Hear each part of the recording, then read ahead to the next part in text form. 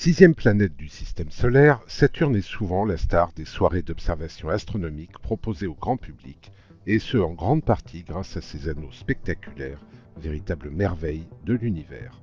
Découvrons donc la deuxième géante gazeuse de notre système solaire.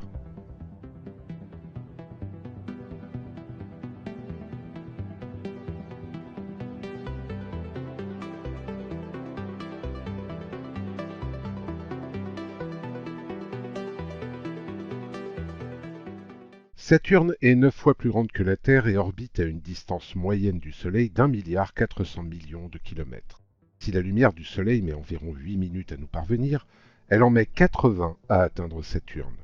Un jour sur Saturne ne dure que 10 heures et 14 minutes terrestres, et la planète met 29,4 années terrestres à effectuer une révolution autour de notre étoile.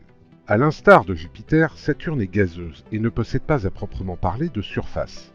Elle se compose essentiellement d'hydrogène et d'hélium. En son centre se trouve un cœur dense de métaux type fer ou nickel, entouré de matériaux et composés solidifiés par une chaleur et une pression intenses. Le tout est enveloppé par de l'hydrogène métallique liquide. Cela semble incroyable, mais Saturne possède une densité inférieure à celle de l'eau.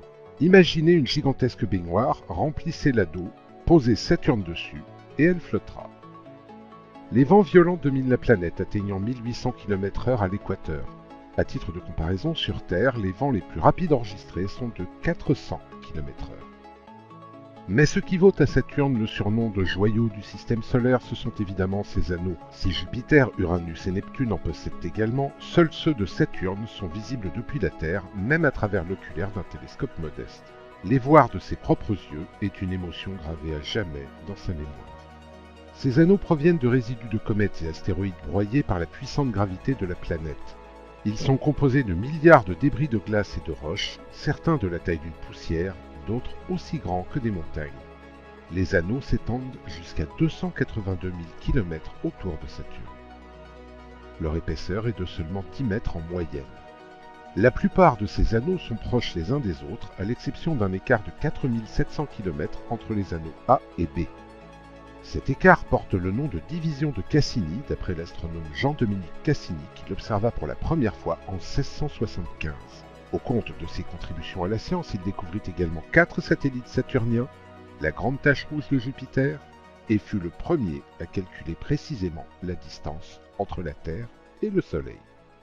Comme si les anneaux ne suffisaient pas à faire de Saturne un astre à part, elle offre aussi à l'observateur de magnifiques aurores boréales qui, contrairement à celles que nous connaissons sur Terre, ne sont pas produites par des particules solaires, mais par des particules chargées provenant des lunes de Saturne et de la rotation de son champ magnétique. À ce jour, ces aurores ne sont pas totalement comprises par les scientifiques.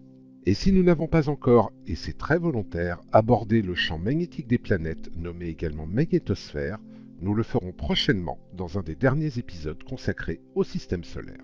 Saturne ne compte pas moins de 83 lunes, dont 63 sont confirmées et nommées, et 20 sont encore en attente de confirmation. La plus grande de ces lunes, Titan, est un monde étonnant. À peine plus petit que Ganymède, lune de Jupiter, il s'agit du seul satellite naturel du système solaire à posséder une atmosphère consistante. À l'instar de la Terre, Titan possède des lacs, rivières et mers à sa surface. On y trouve également des nuages et de la pluie. Mais ces mers et ces lacs sont faits de méthane et d'éthane liquide. Il faut plonger sous la croûte de glace du satellite pour trouver de l'eau à l'état liquide. Malgré les moins 179 degrés qui règnent à sa surface, Titan pourrait accueillir des formes de vie. Terminons notre voyage saturnien avec la Lune Encelade. De la taille de l'État d'Arizona aux États-Unis d'Amérique, Encelade détient le record de la surface la plus réfléchissante de la lumière de tout le système solaire, ce que l'on nomme albédo, comme nous l'avons vu dans l'épisode consacré à la Lune. Sa surface est glacée et la température y atteint moins 201 degrés. En 2005, la sonde Cassini de la NASA a découvert un geyser de particules d'eau gelée projetées à 400 mètres par seconde. On trouve dans le nuage de la vapeur d'eau, du dioxyde de carbone, du méthane et peut-être de l'ammoniac et du nitrogène. Des études poussées ont démontré que cette éruption, qui semble permanente et alimente partiellement l'un des anneaux de Saturne, proviendrait d'un océan situé sous la surface de la Lune. Encelade est donc un monde prometteur pour ce qui est de découvrir une vie bactérienne extraterrestre. Dans notre prochain épisode, nous nous enfoncerons un peu plus dans l'immensité du cosmos pour voler à la rencontre de la 7e planète du système solaire, la géante de glace Uranus.